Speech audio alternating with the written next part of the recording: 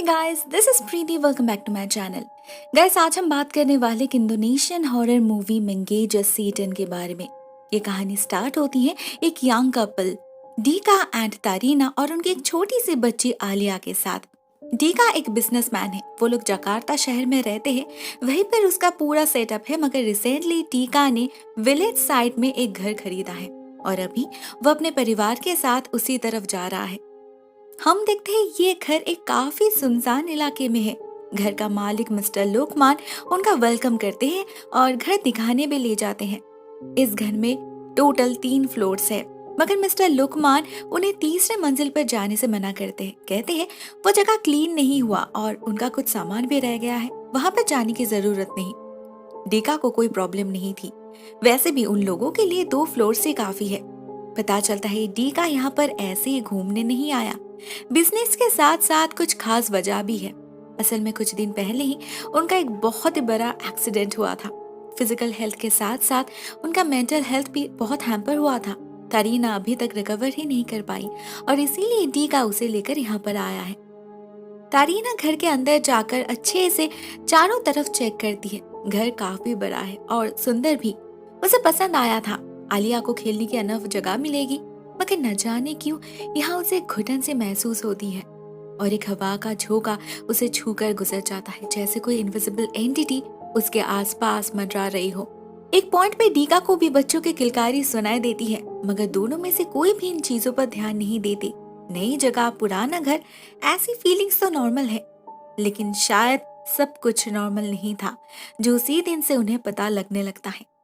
तारीना ऊपर जाने की जिद करती है 3rd फ्लोर पे, सिर्फ देखने के लिए, लेकिन डीका उसे रोकता है और उनके वहां से जाते ही हम किसी को ऊपर वाले फ्लोर से उनके तरफ नजर रखते हुए देखते हैं। दिन के उजाले में और कुछ नहीं होता, मगर रात होते ही घर में हलचल मच जाती है। सोते वक्त तारीना को कोई खींचता है और क्लोजेट भी अपने आप ही खुल जाता है। डर में बेचारी तारीना चिल्लाने लगी थी, लेकिन वो नोटिस नहीं करती एक काला साया उसके बिल्कुल पास ही खड़ा है। उसके आवाज से डीका भागता है ऊपर की तरफ। जाते वक्त कोई उसका पैर पकड़ लेता है, जिससे वो गिर जाता है, लेकिन पीछे मुड़ने पर उसे कोई नहीं दिखता। दोनों ही शॉक में थे, लेकिन कोई किसी से कुछ नहीं कहता। रात में तारीना को एक भयानक सपना आता है। वो फिर से उस काले साए को देख पा रही थी, ज्यादा करीब से, और इस बार वो समझ पाती है ये किसी लड़की की आत्मा है। नेक्स्ट मॉर्निंग डीका इस घर के केयरटेकर आसाब से बात करता है इस बारे में, क्या उसने इस घर में कुछ अजीब देखा या सुना है। वह यहाँ पर काफी सालों से काम कर रहा है, अगर यहाँ कुछ अजीब चल रहा होता वो जरूर नोटिस करता, मगर आसाब कहता है उसने कभी ऐसा कुछ भी एक्सपीरियंस नहीं किया। उसके जवाब से डीका भी कश्मकश में पड़ जाता है। इस जमाने में भूत पिशाच पर कौन यकीन करता है, जरूर उनकी ही कोई गलत फहमी होगी यह सब। डीका और कुछ नहीं कहता, निकल जाता है ऑफिस, मगर ऑफिस में भी उसके साथ कुछ न कुछ अजीब होता रहता है। कभी उसका कॉफी मग अपने आप ही हट जाता है, तो कभी बाथरूम में उसे खून दिखता है। उधर घर में हम देखते हैं तारीना इधर उधर घूम रही थी। उसे गार्डन में यानी कि जंगल में पार्टिकुलरली एक स्पॉट पर बहुत बेचैनी फील होने लगती है और एग्जैक्टली उसी वक्त तीसरे मंजिल के एक कमरे से किसी का साया खिड़की से हट जाता है। तारीना ये नोटिस नहीं करती, वो अपनी बेटी को लेकर बिजी हो जाती है, मगर हम देखते हैं आसाब उस पर नजर रख रहा है। वो तारीना को ऐसे घूर रहा है जैसे भूत देख रहा हो। उधर तारीना को भी बेसमेंट से आवाजें सुनाई देने लगी थी। दरवाजा अपने आप ही खुल चुका था, जैसे कोई तारीना को अंदर बुला रहा हो। अंदर पुराने सामान भरे पड़े थे, न जाने किस जमाने के। तारीना को स्विच नहीं मिल रहा था। फाइनली जब मिलता है, वो लाइट जलाती है तो उसका चेहरा डर से फीका पड़ जाता है, क्योंकि वहां उसके सामने एक आत्मा खड़ी थी, वही आत्मा जिसे उसने सपने में देखी थी। तारीना चिल्लाने लगती है, भागने की कोशिश करती है, मगर दरवाजा लॉक्ड हो चुका था। फॉर्चुनेटली उसी वक्त डीका लौट आता है और उसके आते ही सब कुछ ठीक हो जाता है। चेक करने पर डीका को बेसमेंट में कुछ खास नहीं दिखता, सिवाय कुछ पुराने फोटोज के, एक कपल के फोटोज। डीका तारीना को समझाता है, हौसला देता है कि ये सब उसका वहम है, मगर सच्चाई तो उसे भी दिख रही थी। दिन हो या रात, घर के अंदर हो या बाहर, हमेशा उसे किसी का प्रेजेंस फील होता रहता है।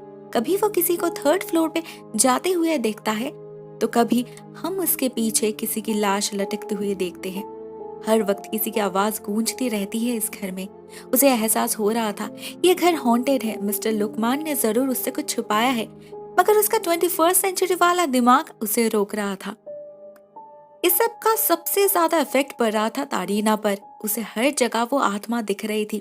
इवन अपने बेटी का चेहरा भी उसे भूतिया लग रहा था।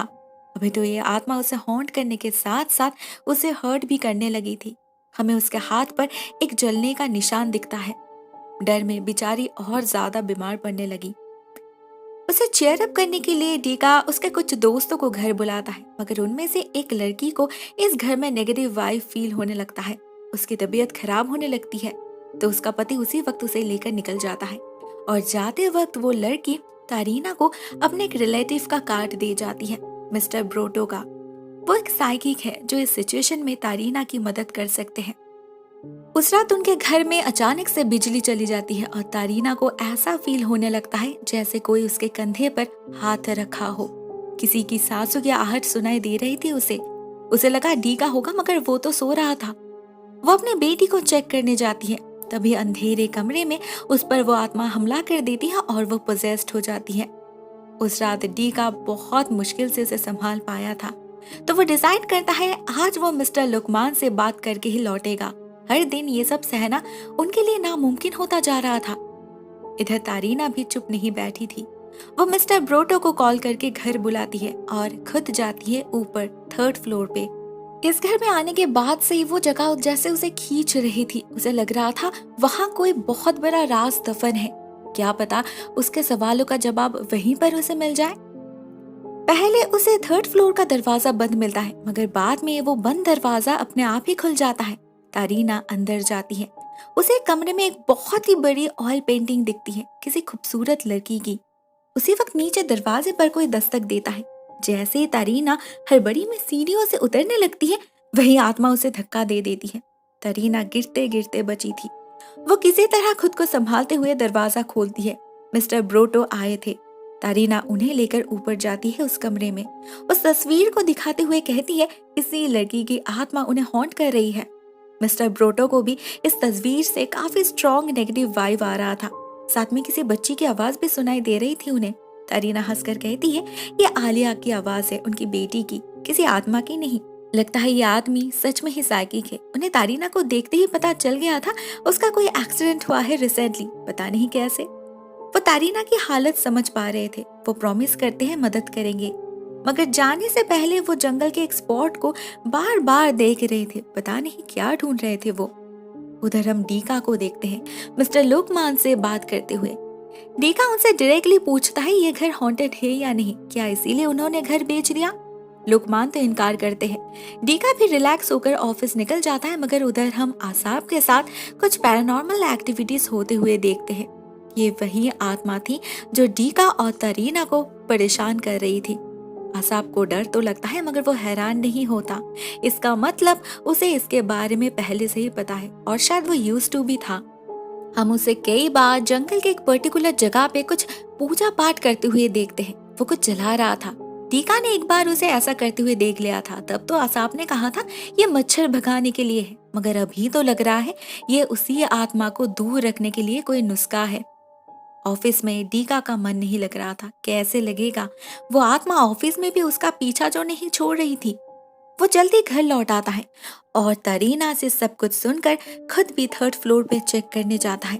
उसे कुछ भी अनयूजुअल नहीं दिखता, मगर उसके निकल जाने के साथ साथ तारीना को ऊपर के कमरे से किसी लड़की की आवाज सुनाई देने लगती है। वो किसी से झगड़ रही थी। तारीना अपनी क्यूरियोसिटी होल्ड नहीं कर पाती। ये जानते हुए भी कि ये नॉर्मल है, वो जाती है ऊपर और देखती है वही फोटो वाली लड़की एक आदमी से झगड़ रही है। बातों बातों में वो आदमी उसे धक्का दे देता है और माथे पर चोट लगने से उस लड़की की मौत हो जाती है। अपने आंखों के सामने इस हादसे को देखकर तारीना डर जाती है और हड़बड़ी में नीचे जाते वक्त उसका पैर फिसलता है। सीढ़ियों से गिरकर बेहोश हो जाती है तारीना। डीका उसी वक्त उसे हॉस्पिटल ले जाता है। हॉस्पिटल में डीका को वही आत्मा दिखती है फिर से, जो उसे मॉर्ग की तरफ इशारा कर रही थी, और तारीना का सेंस लौटने के साथ साथ वो आत्मा फिर से उस पर हमला कर देती है। उधर घर में आसाब पर भी हमला हो रहा था। ये आत्मा सभी को एक साथ परेशान कर रही थी। डर से आसाब की हालत खराब हो चुकी थी। इसी बीच उसे कॉल आता है मिस्टर ब्रोटो का। वो उससे पूछते हैं उसने डीका और तारीना से क्या छुपाया है, क्या है इस घर का राज। आसा प्रॉमिस करता है कल वो सब कुछ बता देगा, जिस राज के बारे में इतने सालों से सिर्फ उसे और मिस्टर लुकमान को पता था, जिसके लिए मिस्टर लुकमान मजबूर हुए थे इस घर को छोड़कर किसी और घर में शिफ्ट होने के लिए। वो राज रिवील करने का वक्त आ चुका है, मगर मिस्टर लुकमान को ये मौका नहीं मिलता। हम देखते हैं उसी रात जब वो अपने घर में आराम से बैठकर टीवी देख रहे थे, उसे टीवी पर कुछ अजीब सी सीन्स दिखते हैं, ब्लैक एंड व्हाइट वाले, जिसमें कुछ लोग जंगल के अंदर खुदाई कर रहे थे और चादर में कवर करके किसी चीज को छुपा रहे थे जमीन के नीचे। इन सीन्स को देखकर मिस्टर लुकमान का चेहरा फीका पड़ जाता है। वो टीवी ऑफ करने की कोशिश करते हैं, मगर ये टीवी तो बिजली के बिना ही चल रहा था। मिस्टर लुकमान भागने की कोशिश करते हैं तो दरवाजा बंद हो जाता है और वही आत्मा मिस्टर लुकमान की गर्दन तोड़कर मार डालती है। बेमौत मरना पड़ता है मिस्टर लुकमान को। नेक्स्ट डे शाम को हम डीका और तारीना को देखते हैं घर लौटते हुए। वो लोग सामान पैक कर रहे थे जाकार्ता वापस जाने के लिए, मगर उससे पहले ही ये आत्मा तारीना को पोजेस कर लेती है, उसे तड़पाने लगती है और तारीना जोर जोर से हंसने लगती है। लकीली मिस्टर ब्रोटो तब उसी घर में थे। वो जंगल में कुछ खुदाई कर रहे थे। तारीना की आवाज सुन के ही वो आसाब को भेजते हैं मदद करने और खुद खुदाई कंप्लीट करने लगते हैं। तारीना बहुत ज्यादा अजीब बिहेव करने लगी थी। ऐसा लग रहा था कि उसके अंदर की आत्मा उसे इस घर से जाने देना नहीं चाहती। वो तारीना के शरीर को कंप्लीटली बश में कर लेती है, हवा में ऐसे उछालती है जिसे संभाल पाना डीका के बश में नहीं था। फिर भी किसी तरह आसाब की मदद से वो तारीना को लेकर घर से निकल पाता है। अभी बस किसी तरह जकार्ता लौटना होगा बस। मगर तारीना को अपनी बेटी की याद आती है। वो आलिया के बगैर कैसे जा सकती है। वो फिर से उस भूतिया घर के अंदर जाने की जिद करती है और डीका उसे रोकने लगता है। उसे समझाता है वो किसे ढूंढने जा रही है, अंदर तो कोई नहीं है। उनकी बेटी तो बहुत पहले ही उन्हें छोड़कर जा चुकी है उस एक्सीडेंट में। मतलब इतने दिनों से तारीना जिसे देख रही थी वो आलिया नहीं, आलिया की आत्मा थी। शायद इसीलिए उसे कोई और देख नहीं पाता था, ना डीका ना आसाब। इसीलिए जब भी तारीना आलिया से बात करती थी आसाब उसे घूरता था। मिस्टर ब्रोटो भी इस बात को समझ पाए थे पहले दिन ही, इसीलिए तो वो एक्सीडेंट के बारे में पूछ रहे थे। तारीना इतने दिनों से इस सच्चाई से दूर भाग रही थी, मगर फाइनली जब आलिया की आत्मा खुद अपने माँ को अलविदा कहती है तब उसे यकीन हो जाता है। वो लौट आती है डीका के पास और आसाब उन्हें ले जाता है जंगल के उसी स्पॉट पे जहाँ मिस्टर ब्रोटो कुछ रिचुअल परफॉर्म कर रहे थे। वो बताते हैं इस घर के सारे प्रॉब्लम्स की जड़ यही जगह है, क्योंकि ये जगह असल में एक कब्र है।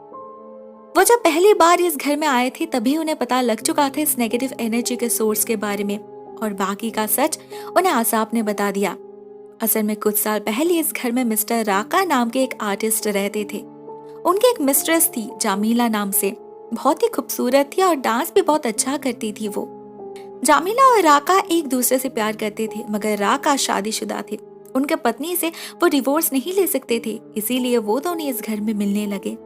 ऐसे ही एक दिन जामीला प्रेग्नेंट हो पड़ी। वो बहुत खुश थी, एक्साइटेड थी माँ बनने के लिए। उसे लगा राका भी खुश हो जाएगा, मगर ऐसा होता नहीं। जैसे इस बात का पता राका को चला वो घबरा गया। जामीला को फोर्स करने लगा इस बच्चे को अबॉर्ट करने के लिए। जामीला उससे बहस करने लगी और ऐसी ही बातों बातों में राका ने उसे धक्का दे दिया। जामीला गिर गई, उसका सर जाके टकराया टेबल पर और उसकी मौत हो गई। मिस्टर राका बहुत डर गए थे। उन्होंने इंटेंशनली उसे नहीं मारा, फिर भी अगर ये बात फैल गई तो लोग उसे खूनी ही कहेंगे। वो ऐसा होने नहीं दे सकते थे, रेपुटेशन का सवाल था। तो उन्होंने मिस्टर लुकमान और आसाब के पिता से मदद ली। ये दोनों ही उस वक्त उनके लिए काम करते थे। सभी ने मिलकर रात के अंधेरे में जामीला की लाश को यहाँ पर दफना दिया, इस जंगल में सबसे छुपा के। जामीला को कभी कोई प्रॉपर फ्यूनरल नहीं मिला, ना कभी उसका माँ बनने का सपना पूरा हो पाया। तो वो एक वेंचफुल स्पिरिट बन गई और इसी घर में भटकती रही। मिस्टर ब्रोटो अभी इस लाश को आग में जला देते हैं, जिससे जामीला के आत्मा को मुक्ति मिल जाए। होपफुली अभी सब कुछ ठीक हो जाएगा। डीका और तारीना निकल पड़ते हैं घर की तरफ, मगर बीच रास्ते में उन पर फिर से जामीला हमला कर देती है। अभी वो उनसे जुड़ चुकी है, उनका पीछा कभी नहीं छोड़ने वाली वो। जैसे उसने राका का पीछा कभी नहीं छोड़ा।